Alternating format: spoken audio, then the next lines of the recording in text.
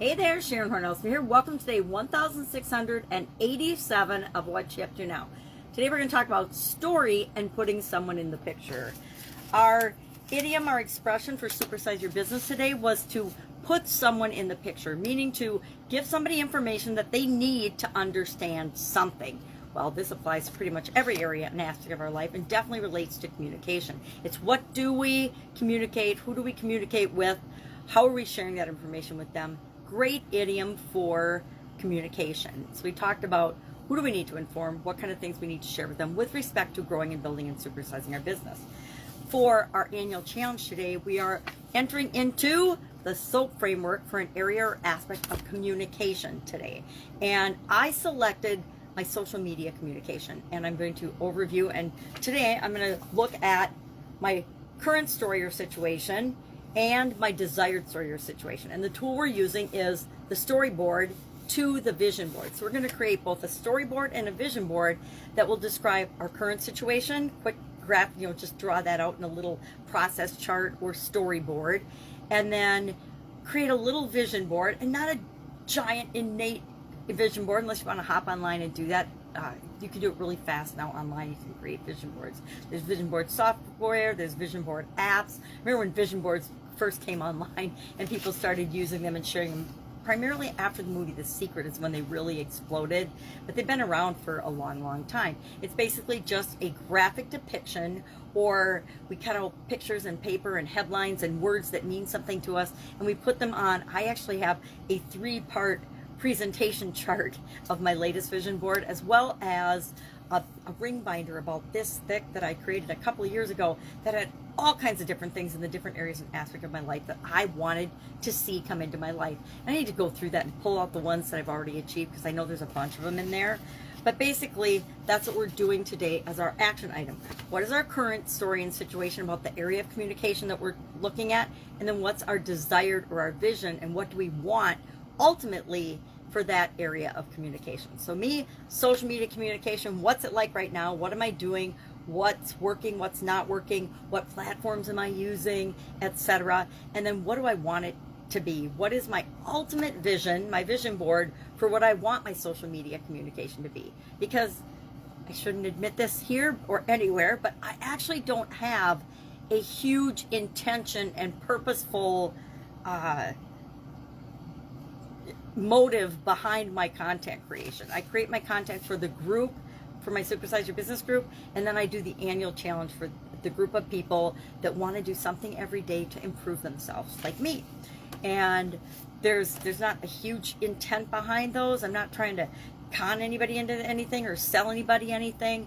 I just like to share the lessons that I've learned and the things that I'm learning and how I'm growing as I do those things. That's why I do the annual challenge, and I want to communicate and continue to communicate and build relationships with the people in my Supersize Your Business for Female Entrepreneurs group.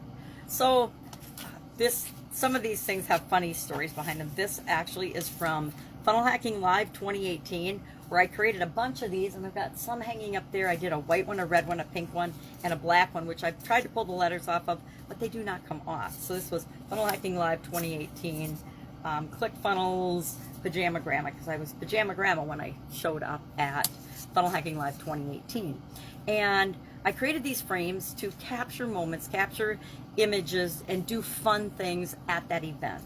I also showed up in my robe every day, which is, I don't know, kind of embarrassing now, but not really. It was something that I actually did do intentionally to communicate the lifestyle that I was wanting to create back then for myself and for the people I was working with.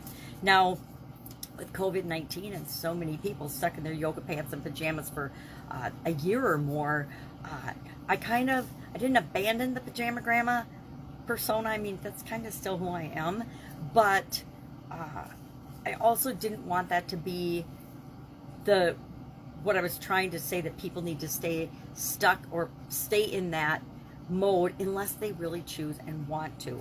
Now, I like to get dressed every day. And as I stopped being Pajama Grandma and stopped wearing my robes, I actually gave, I think, 24 robes to Goodwill the other day. And I promised myself I'd do another 7, because nobody needs as many robes as I still own. But I don't know that I will. go back to Pajama Grandma. I think it was something that I was just trying on to see if it fit me and my personality. And it did it in some ways, but not in all the ways that I want to show up in the world. So again, that deals with communication. How do we want to show up in the world? How does how we show up communicate to other people and the people that we want to reach? So SOAP framework, we're starting that today with respect to communication. The S in SOAP framework, again, story or situation. What's our current, what's our desired? Because that creates a gap between where we are and where we want to be.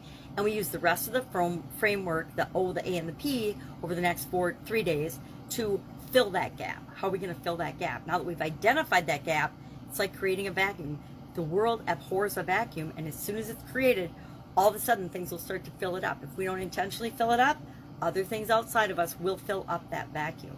That's why when we get rid of a bad habit, we have to substitute a good habit, because if we don't, the world will either swing us back to that bad habit or give us another bad habit to take the place of the one that we are trying to eliminate in our life. That's true of anything. If we change a belief, it creates a vacuum. If we decide that a belief doesn't make sense for us anymore because, yeah, we believed it and it served us when we were younger, but now we've changed, we've grown up, we've had a bunch of experiences, and it doesn't apply to us anymore, we can say, I want to get rid of this belief, but if we don't choose a belief to replace it with, our subconscious will, and the subconscious won't necessarily fill it with one that benefits us. So we want to make sure that we're always doing things that are in our favor. All right, if I can help you in any way, ask. I have some catching up to do because it was a holiday weekend. Whenever there's a holiday weekend, I spend a lot of time with friends and family, and that means that I'm not paying attention to the work things that I'm doing that I want to do. I don't have to do them now. I choose to do them, which is a totally different perspective and ball game. All right, I'll be with you tomorrow. Have a great day. Bye.